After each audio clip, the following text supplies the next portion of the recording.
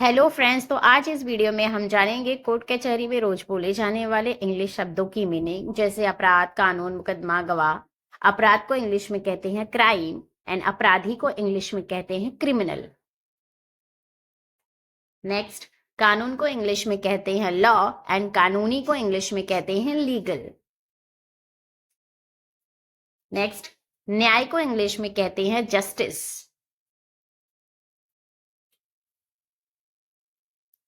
Next, आरोप को English में अक्यूज या ब्लेम या एलिगेशन कहते हैं।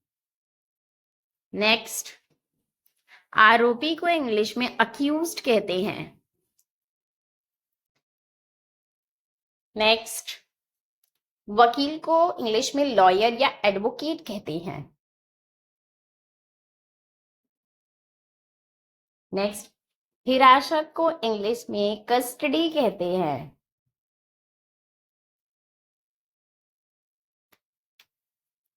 हथकड़ी को इंग्लिश में हैंडकफ कहते हैं, हैंडकफ। कार्यवाही को इंग्लिश में एक्शन कहते हैं।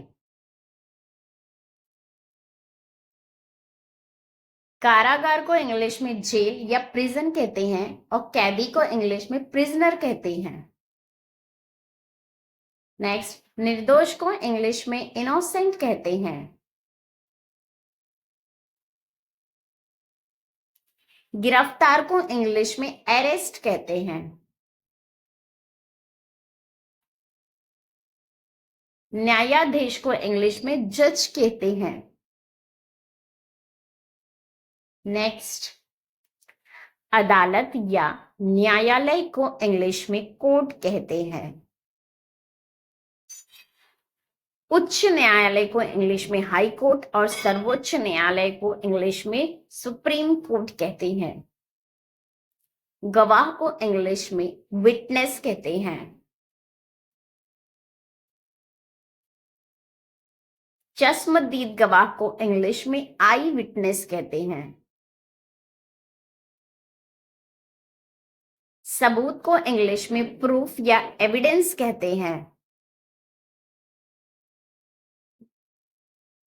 कटघरा को इंग्लिश में विटनेस बॉक्स कहते हैं। मुकदमा को इंग्लिश में केस या लिटिगेशन कहते हैं। नेक्स्ट, बयान को इंग्लिश में स्टेटमेंट कहते हैं।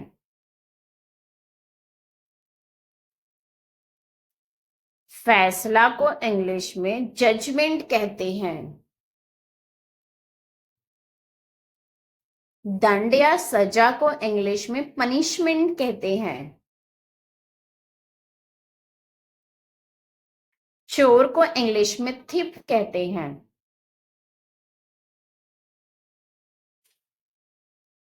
रिहा करना इन इंग्लिश में रिलीज या डिस्चार्ज होता है।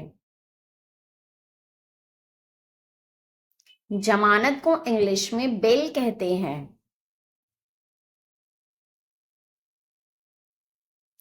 धमकी को इंग्लिश में थ्रेट कहते हैं।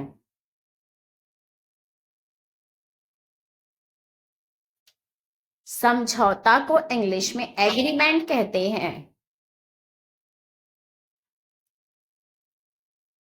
बहस को इंग्लिश में आर्ग्यूमेंट या डिबेट कहते हैं। विवाद को इंग्लिश में कंट्रोवर्सी कहते हैं। जज का हथौड़ा को इंग्लिश में ग्वेल कहते हैं, ग्वेल।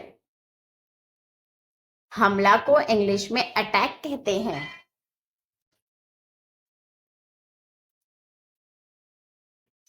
हत्या को इंग्लिश में मर्डर या किल कहते हैं। आई होप आप सबको वीडियो अच्छी लगी हो तो कमेंट करके जरूर बताइए।